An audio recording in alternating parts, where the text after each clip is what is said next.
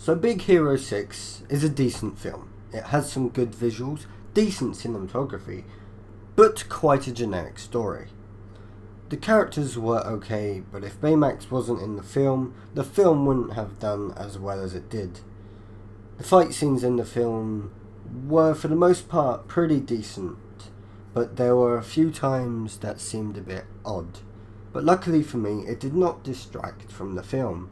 The animation overall is pretty good, but there were times where it was somewhat sloppy, like some of the running and idle animations.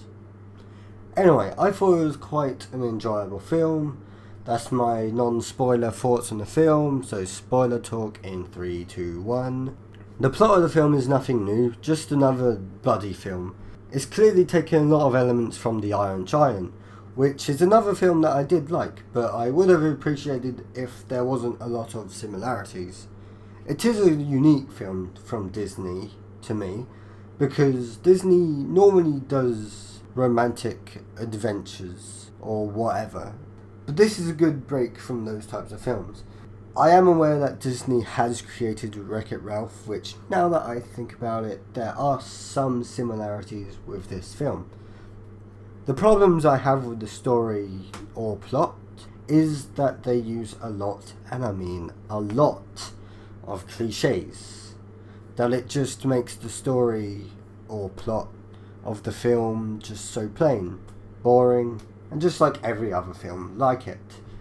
It's just too formulaic that you can just see what happens next.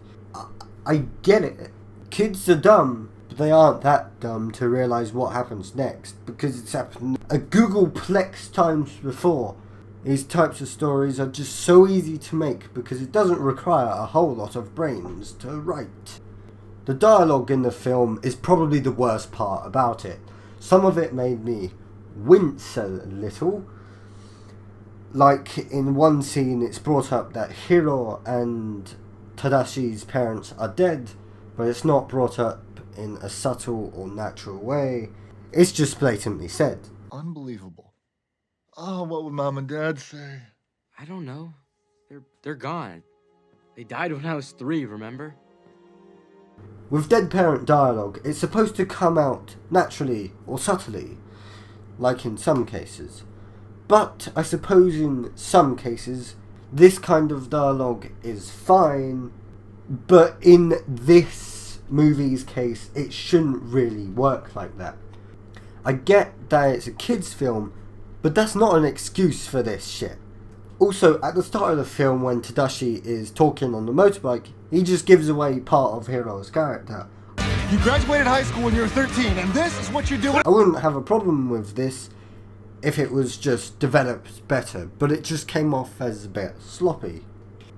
At the end of the film, when Baymax and Hiro were going to save Callahan's daughter, it would have been better to just leave her in the dimension to me, because it was just a cheap way to get her back in the film.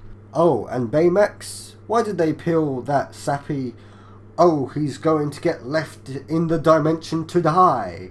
Tadashi would have a lot of backup data about Baymax anyway, so even if he did get destroyed, Hiro would easily be able to rebuild it.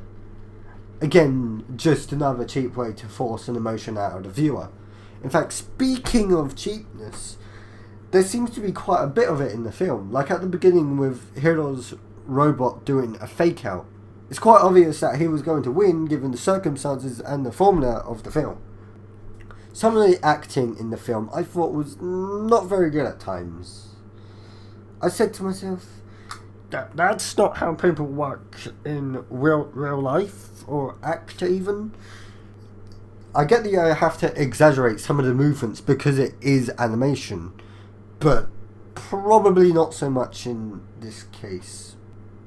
It might just be because I like characters or whatever else to act naturally so that it fits within the world and universe that the film takes place in. Like near the 20-minute mark where Tadashi tells Hiro that his flies were undone. No, I was just going to tell you your fly was down for the whole show. Ha ha, hilarious. What? His exaggerated movements made me wince. But I'm probably the only one who has a problem with this sort of thing. Anyway, overall it was an enjoyable experience, but it does have a lot of flaws, and I did end up questioning quite a bit of it. So I'm giving this one a 5 out of 10.